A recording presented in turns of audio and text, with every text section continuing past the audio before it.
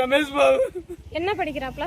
College முடிச்சு அம்மா அம்மானு கத்துனேன். அப்பதான் ஆள் பூரா ஓடுனாங்க. அந்த போலீஸ்காரில் கம்படுத்தி எல்லாத்தையும் அடிச்சு விரட்டிட்டாங்க. என் பச்சவன் நான் வேலைக்கு போயிட்டு வந்து அசதியாக படுத்து கிடந்தேன். அப்போ அந்த நேரம் பார்த்து ஒரு 3-4 மணி நம்ம இருக்கும். எனக்கு அந்த நடந்தது தெரியாது. ஆனால் அந்த பையனை கூட்டி போய் அடிச்சு பிடிச்சி இழுத்து போய் வண்டிக்குள்ள வச்சாங்க. வண்டிக்குள்ள வச்சு அடுத்த வீட்டுக்கு நுழைஞ்சாங்க. அடுத்த வீட்டுக்கு நுழைஞ்சு அங்கே ஆள் வரலன்னு சொல்லி எல்லாத்தையும் அப்படியே கொண்டு போயிட்டாங்க. இதான் நடந்தது. என் மையனுக்கு வேணும்.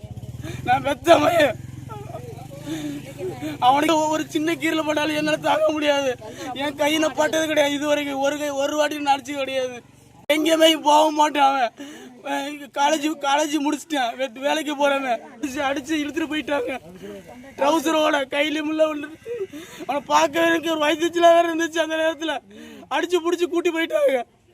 போய் மறுபடியும் பார்க்குறேன். எங்களுக்கு கிட்ட கூட எங்களை அடிக்க வர்றாங்க.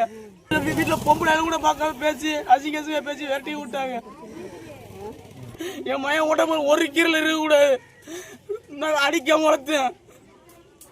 நான் பெத்த மையம் வரணும். எனக்கு அவன் கண்ணில் பார்க்கணும். எனக்கு நல்லா சப்போர்ட் பண்ணுங்க தேவேந்தர் மக்களே. உங்களை நம்பி நான் இருக்கேன். என் மையம் வரணும். பைத்தியக்கார யார்கிட்டையும் எந்த வண்டி சமைச்சடிக்கு போகவும் மாட்டேன். காலேஜ் முடிச்சு வீட்டில் தான் இருப்பேன். எங்கேயோ போனதில்லை இது வரைக்கும். என் மையம் வரணும். தேவேந்தர் மக்களே கொஞ்சம் ஹெல்ப் பண்ணுங்க. அவன் வீட்டை விட்டு எங்கே அசையவும் மாட்டான். எந்த வம்புச்சடிக்கும் போக மாட்டான். அந்த போராட்டத்துக்கு எங்கேயும் போனதே கிடையாது. அவன் போகவும் மாட்டான். அவன் பேசி யார்கிட்ட அதிகமாக பேச்சுவார்த்தை கிடையாது.